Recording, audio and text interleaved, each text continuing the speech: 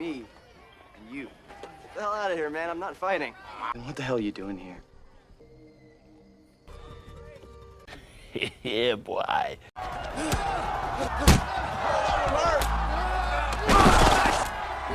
Jake, you weak, baby, weak, Jake!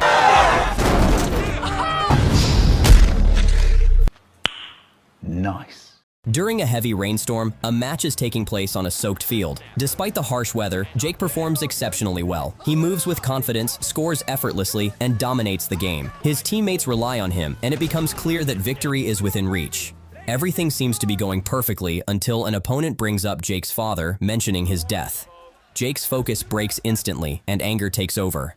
Unable to control himself, he lashes out and attacks the opponent. The situation quickly spirals, and what begins as a personal fight turns into a chaotic brawl involving both teams. Later, when Jake sits alone, reflecting on what just happened, a friend approaches him and suggests spending some time together to relax, but Jake declines. He explains that his family is moving to Orlando, Florida, and he needs to get home early. The moment feels heavy as both of them realize this might be their last meeting for a while. When Jake reaches home, he observes his mother serving food to his younger brother, Charlie. Jake attempts to hide the truth by claiming he got injured during the match. However, Margot already knows what really happened because the coach informed her. Tell me that you'd been fighting again? Don't do it, because I'm not gonna play, okay? She expresses her disappointment without raising her voice. Instead, she gives him responsibility, asking him to handle the packing since she has to leave for work, and Charlie is still young. Charlie, however, insists on helping and believes he can manage the task. The next morning, while packing their belongings, Charlie accidentally drops a box filled with their father's items. The contents spill out, revealing old shirts and personal belongings. Jake pauses and begins going through them. Memories of his father flood back, moments of happiness mixed with loss. Despite this, they continue packing, and eventually, all their belongings are loaded into a truck. They leave their old life behind and head to a new city. Sometime later, while walking through the streets of the new place, Jake notices a group of men beating someone. Without hesitation, he rushes in to stop them. He believes he is helping someone in danger, but the situation turns out to be different. The guy he tries to save suddenly attacks him instead. Jake becomes confused as the men reveal that this is actually a training session, not a real fight. Shit! Seriously, dude.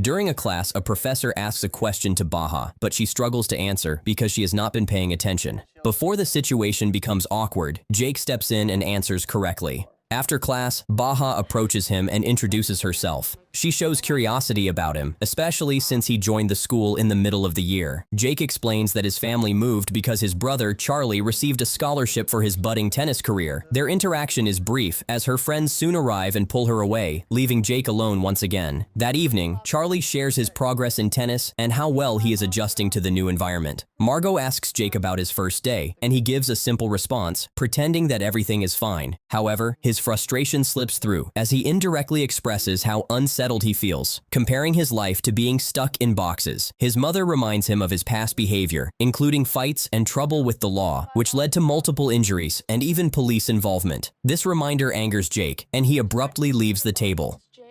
The number of times that your brother has had to have stitches. Times that he has been kicked out of school. 6. Tired of living out of boxes, Jake? Why don't you try unpacking? The next day, while sitting alone in a cafe, Jake is approached by the same guy he saw during the training fight. Max informs him that a video of his recent fight during the match has gone viral. People are talking about him, and his new side has caught attention. He suggests that Jake has the potential to become a strong fighter. Jake shows no interest in this path and walks away. I appreciate it and all. I'm not interested.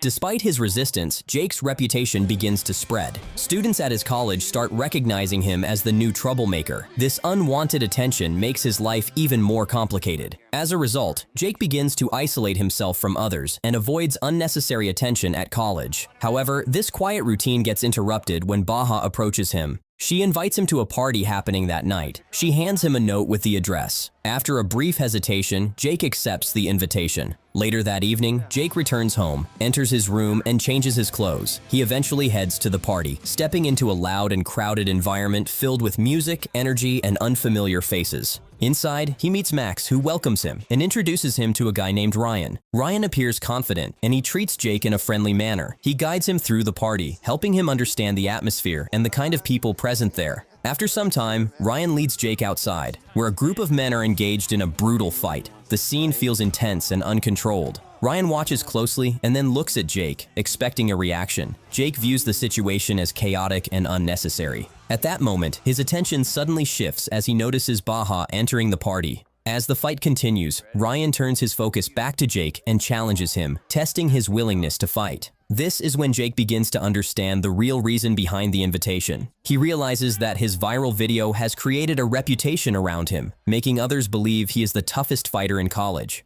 Ryan, however, feels threatened by this image. He has intentionally brought Jake to the party to challenge him publicly and prove his own dominance. Around them, the crowd grows louder, chanting Jake's name and demanding a fight.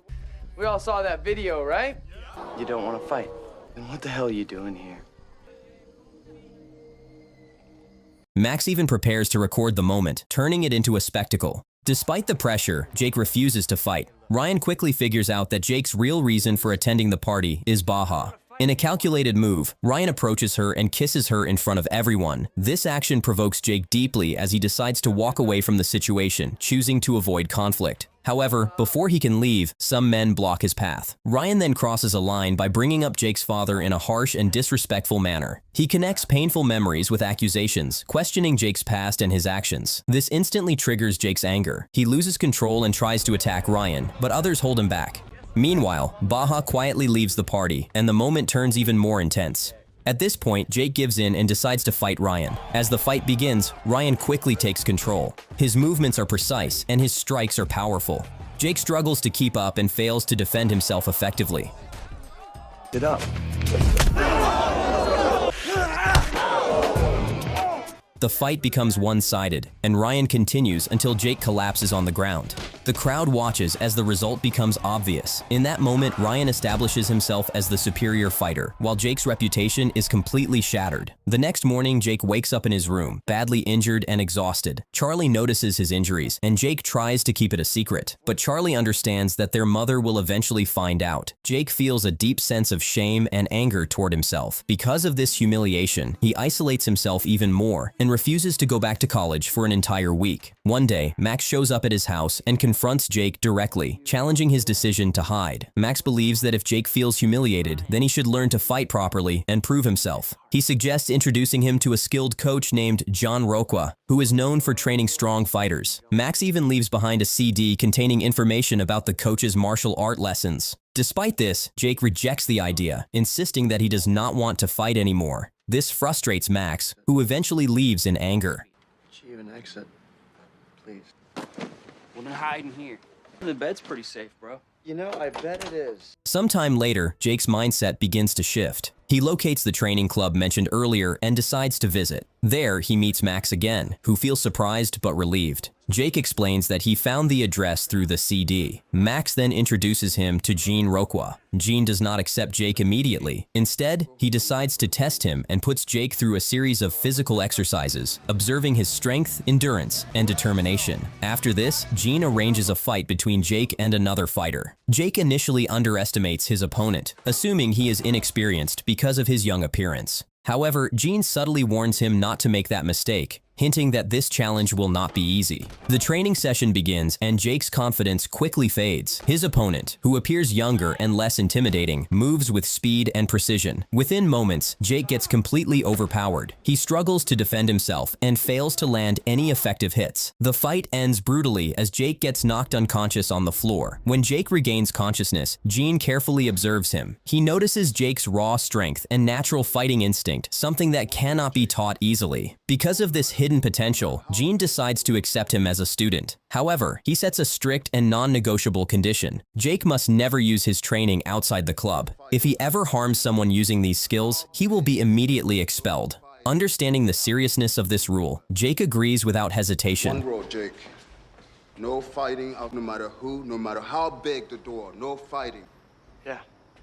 After leaving the gym, Max approaches Jake and offers him a ride. Despite officially joining the training, Jake still feels mentally disturbed after his defeat and continues avoiding the college. He isolates himself at home, unable to face others. During this time, Baha visits his house and tries to make things right by apologizing for what happened at the party. She expresses regret for his involvement in the fight. However, Jake refuses to forgive her. He believes she intentionally brought him there to embarrass him in front of everyone. His anger blocks any chance of reconciliation, and Baha leaves disappointed. The next morning, Jake reaches the training club earlier than usual. He feels the need to improve quickly and pushes himself harder. He pays for 2 months of training in advance, showing his commitment. Without wasting time, he begins practicing. Gene observes him closely and notices that Jake lacks proper technique. He corrects him by focusing on basic fundamentals like breathing with every strike. He explains that fighting is not just about strength, but also about control and discipline. He also reminds Jake that every person carries their own struggles, and learning to control those struggles is part of becoming stronger. Motivated by this guidance, Jake continues training intensely and completely ignores college. As days pass, Jake becomes more dedicated to his training. However, his actions do not go unnoticed at home. His mother discovers that money has been withdrawn from Jake's account. When she confronts him, Jake avoids answering. She then checks his bag and finds out that he has joined a club and used the money to pay for training. This revelation deeply upsets her. She becomes emotional and angry, believing that Jake is returning to the same dangerous path.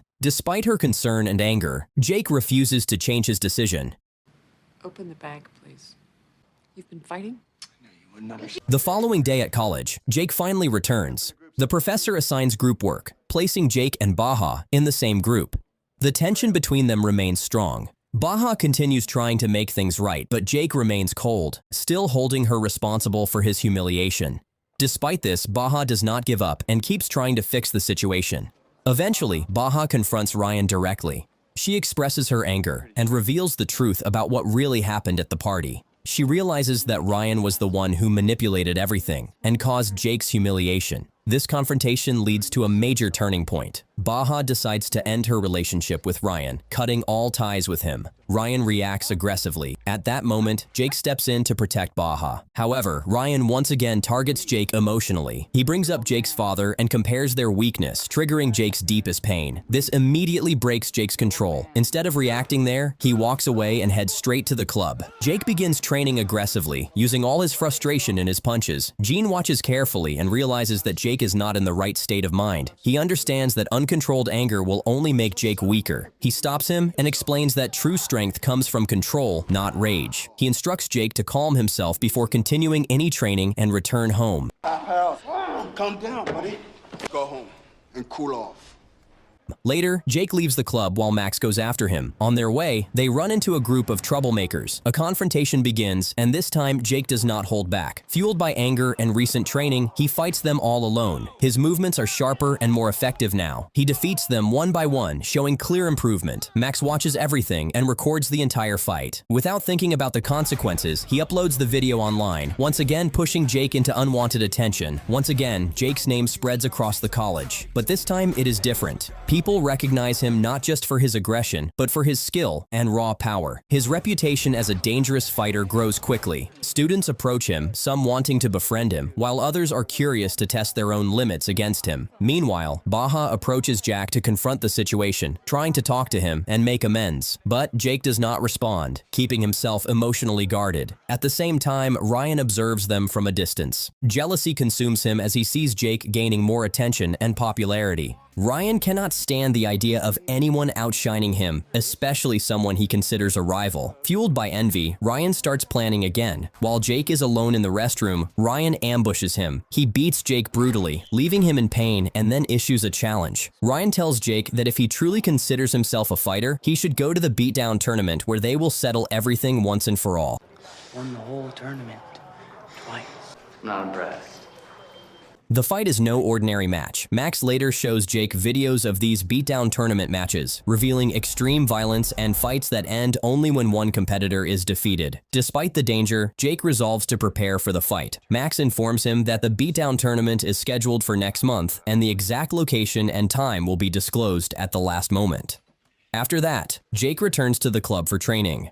However, Gene immediately notices that Jake has been involved in fighting outside the club and that he has hurt people badly. Disappointed, Gene expels Jake on the spot, warning him that he has no place in the club anymore. Jake decides to leave without arguing. Back at home, Charlie is injured, and Margot becomes furious at him for fighting and implying that he wants to imitate Jake. In frustration and anger, she breaks some objects in the house to release her emotions. Charlie quickly clarifies that he lied and had only been hit by a ball, but Margot's words emphasize how much she fears Jake's path of violence might influence his younger brother. Despite being expelled, Jake does not give up. He becomes even more determined to prepare for the beatdown tournament. He decides to track down Gene, hoping to convince his mentor to train him again. One day, Jake follows Gene in a busy marketplace and approaches him. He opens up completely, recounting the full story of his struggles. He confesses that he has always wanted to fight, to prove himself, and to defeat Ryan. Jake shares a painful memory from his childhood. He remembers a day when he and his father went out and his father had consumed too much alcohol. Jake offered to drive, but his father refused, insisting he could manage himself.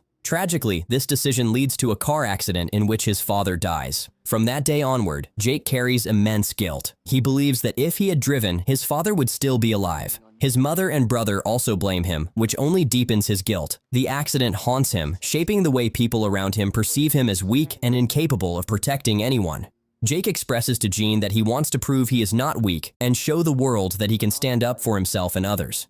Hearing the story, Gene is deeply moved. He agrees to train Jake again, this time even more rigorously than before. As they train together, a strong bond develops between them. Jake grows not only in skill, but also in understanding the importance of discipline, control, and strategy. During one of their sessions, Jake asks Gene about his own past. Gene opens up and shares a tragic story. He reveals that his older brother was an exceptional fighter. His father favored his brother, creating a competitive and tense household. One day, Gene's brother defeats a local fighter in a match. However, this victory turns into disaster. 10 minutes later, the defeated fighter returns with a group of men and shoots Gene's brother in front of him. Gene carries lifelong guilt for not being able to protect his brother. This shared experience of loss and regret helps Jake connect deeply with Gene, understanding that true strength comes not only from fighting ability, but also from emotional resilience. Proud of my little brother, Joseph. The tough guy was so badly humiliated. He then returned 10 minutes later and shot Joseph in the head. When Jake returns home, he finds that Margot has gone to Charlie's tennis tournament. He quickly heads there as well, cheering for his younger brother and encouraging him to perform his best. Seeing Jake showing up for his brother makes Margot happy, and she expresses her wish to mend the strained relationship with Jake. Later in college, Jake watches Baja and approaches her. He tells her that he has thought about her words. He understands she never forced him to fight, and that he forgives her apology. The two share a moment of closeness, and their relationship grows as they kiss each other. On the other hand, Margot visits Gene at the training club. Gene praises her son and acknowledges his progress. He reflects on their first meeting, remembering that Jake struggled to control his emotions but showed potential. Margot admits Jake believes she blames him for his father's death. Before leaving, she leaves the next month's training fee for him, showing that she accepts Jake's choice to become a fighter. Gene feels relief and pride, knowing that Jake has both family support and discipline now. Meanwhile, Jake begins spending more time with Baja. Max reminds him that the beatdown tournament is coming soon and that Jake will have to fight. With Baja now in his life, Jake begins to question whether fighting is truly necessary. He decides he doesn't want to participate in the tournament, hoping instead for a peaceful life. I don't think I'm gonna do that, man. I'm not gonna fight the beatdown. On the other hand, Ryan intensifies his own training. His father constantly pressures him, insisting that he must remain the best and warning that someone could surpass him. This fuels Ryan's obsession with proving his dominance. When Ryan learns from his friends that Jake will not fight in the beatdown tournament, he becomes infuriated. Determined to assert himself, he plans to force a confrontation.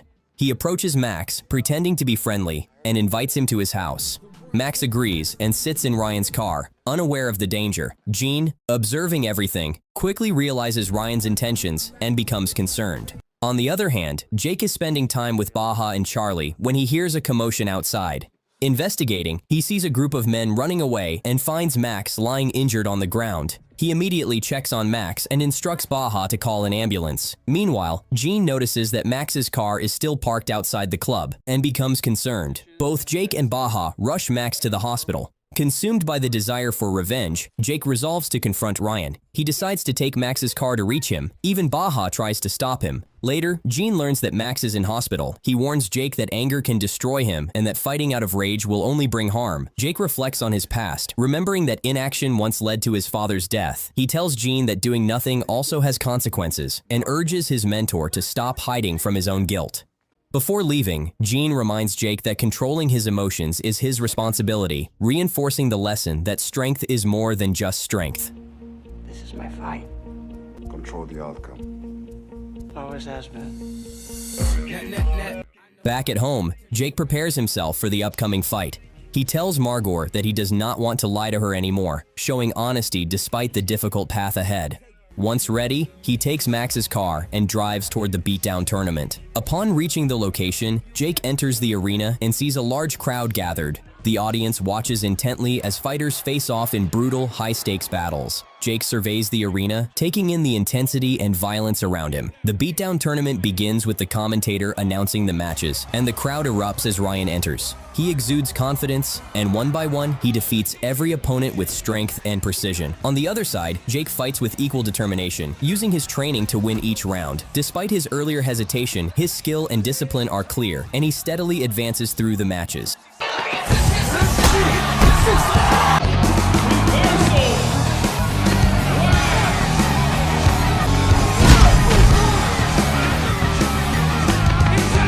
During a brief rest, Baja approaches Jake and shares that she now understands him, realizing that he does not fight to harm others, but to reach a place where he no longer needs to fight at all. Her support gives him calm and reassurance, and the two share a tender moment, kissing again.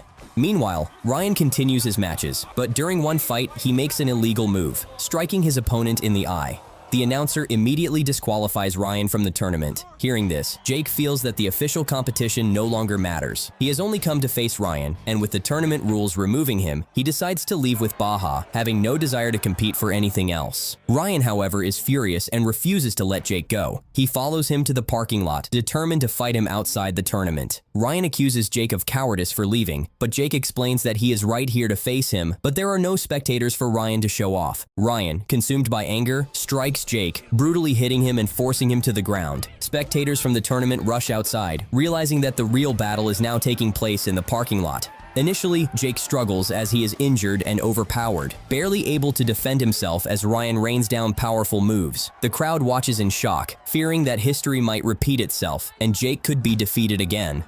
However, Jake remembers Gene's lessons and training, focusing on breathing, technique, and controlled movements. Gradually, he regains composure and begins to fight back with precision. His attacks are calculated, his movements fluid, and Ryan has no answer.